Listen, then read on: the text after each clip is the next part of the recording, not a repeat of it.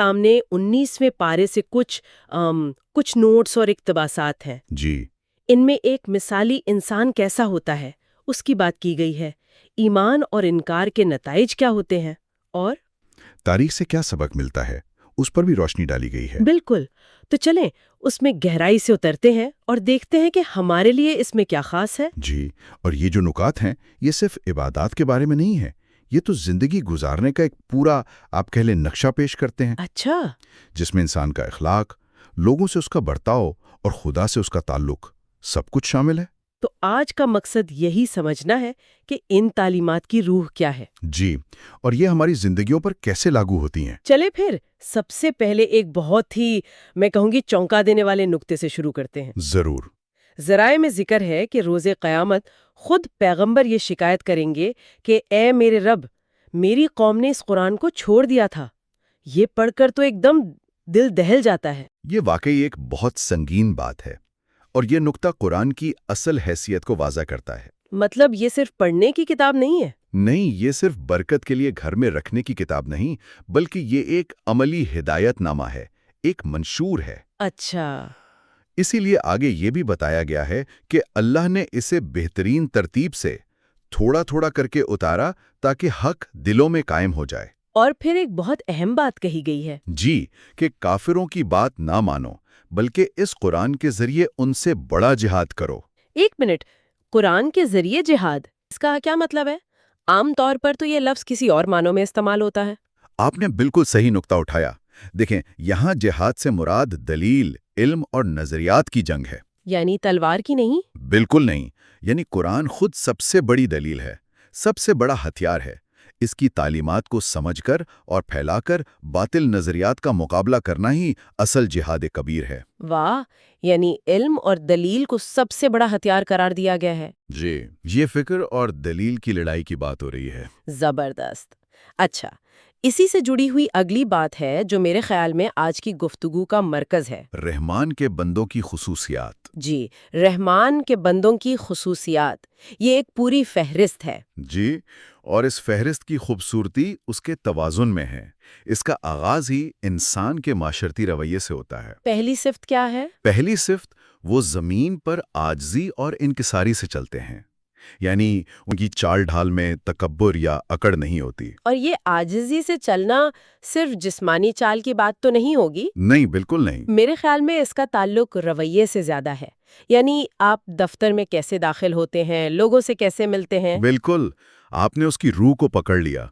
ये एक state of being है। आपकी मौजूदगी दूसरों को छोटा तो महसूस नहीं कराती। जी, और उसी से जुड़ी दूसरी सिफ्त है कि जब जाहिल लोग उनसे उलझने की कोशिश करते हैं तो वो सलाम कहकर गुजर जाते हैं। वो जवाब में जहालत पर नहीं उतर आते। बिल्कुल। ये तो आज के दौर में बहुत ही अहम है, खास तौर पर सोशल मीडिया के जमाने में। जी, जहां हर कोई बहस और झगड़े के लिए तैयार बैठा है।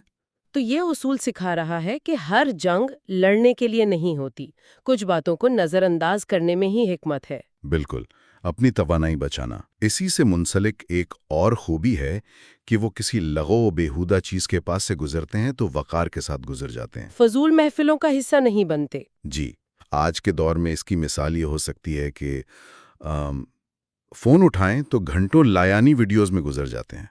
रहमान का बंदा इस डिस्ट्रैक्शन इकोनॉमी से खुद को बचाता है। इसका वक्त कीमती है। जी। अच्छा, ये तो उनके अवामी रवैये की बात हुई। उनके ज़ाती और फिक्री रवैये के बारे में भी एक अहम नुक्ता है जी। कि जब उन्हें उनके रब की आयात याद दिलाई जाती हैं तो वो उन पर अंधे और बहरे होकर नहीं गिरते। ये बहुत ही गहरा नुक्ता है। इसका मतलब है कि वो दीन को समझकर गौर व फिक्र के साथ कबूल करते हैं। सिर्फ खानदानी रस्म के तौर पर नहीं। नहीं, सिर्फ रस्म के तौर पर नहीं, वो सवाल करते हैं, समझते हैं और फिर अमल करते हैं। ये अंधी तकलीद और तहकीक के दरमियान फर्क को वाजे करता है। वाह, यानी ईमान की बुनियाद अक्ल और शऊर पर होनी चाहिए। जी। अच्छा, उनकी ज़ाती ज़िंदगी के बारे में भी कुछ बातें हैं, जैसे वो रातें सजदे और क़याम में गुजारते हैं। और जब खर्च करते हैं तो ना फजूल खर्ची करते हैं, ना कंजूसी, बल्कि एतदाल का रास्ता अपनाते हैं। ये माली एतदाल वाला नुक्ता बहुत अहम है। जी, ये सिर्फ पैसे बचाने की बात नहीं है, ये एक पूरी ज़हनियत है। एक तरफ फजूल खर्ची है जो आज की सारिफियत की बुनियाद है। یعنی غیر ضروری چیزیں خریدتے رہنا۔ جی، دوسری طرف کنجوسی ہے۔ اسلام ان دونوں انتہاؤں کو رد کرتا ہے۔ میانہ روی، تاکہ تم پیسے کے غلام نہ بنو بلکہ پیسہ تمہارے قابو میں رہے۔ یہ ذہنی اور روحانی آزادی کا ایک ذریعہ ہے۔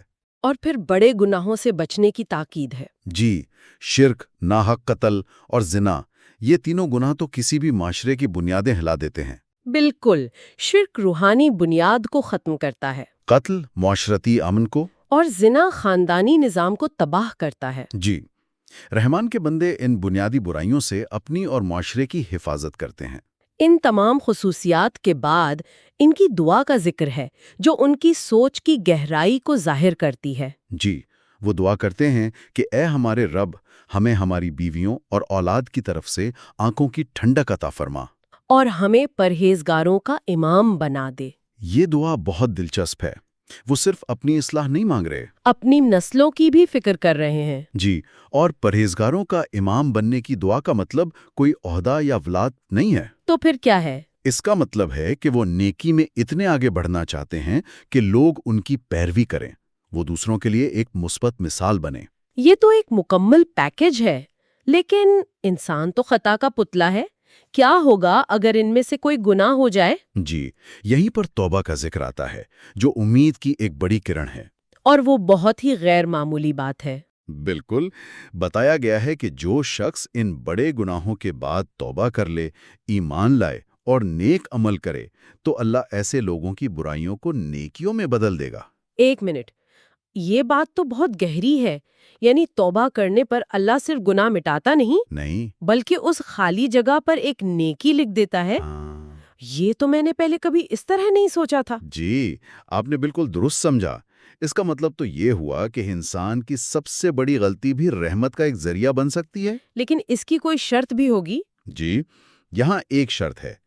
توبہ صرف زبانی معافی مانگنا نہیں ہے، اس کی 3 شرائط ہیں: سچے دل سے توبہ، پھر ایمان پر مضبوطی، اور پھر نیک اعمال کے ذریعے اس کا ثبوت دینا۔ تو یہ ایک مکمل تبدیلی کا عمل ہے۔ جی، یہ ماضی پر شرمندگی، حال کی اصلاح اور مستقبل کے لیے ایک پختہ عزم کا نام ہے۔ تو ایک طرف تو یہ ذاتی کردار کی خوبیاں ہیں، لیکن ذرائع ہمیں یہ بھی بتاتے ہیں کہ جب پوری قومیں ان اصولوں کو چھوڑ دیتی ہیں تو ان کا انجام کیا ہوتا ہے؟ بالکل، قوم نوح کی کہانی شاید اس کی سب سے بڑی مثال ہے۔ ان کی تباہی کی وجہ کیا تھی؟ تکبر؟ جی، طبقاتی تکبر۔ ذرائع کے مطابق قوم کے امیر اور سردار غریب مومنوں کو حقیر سمجھتے تھے۔ اچھا۔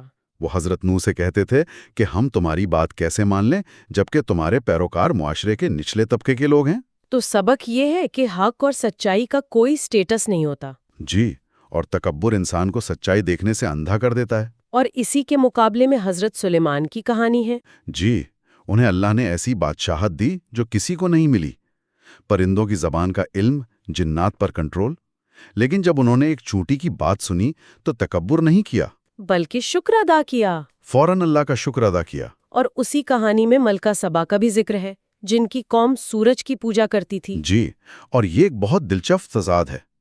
ایک طرف ملکہ سبا کی قوم مادی طور پر بہت ترقی یافتہ، لیکن روحانی طور پر گمراہ۔ جی، دوسری طرف حضرت سلیمان جن کے پاس بے مثال طاقت تھی لیکن وہ اسے اللہ کی نشانی سمجھتے تھے۔ اور انہوں نے حکمت کا استعمال کیا، فوج کشی نہیں کی۔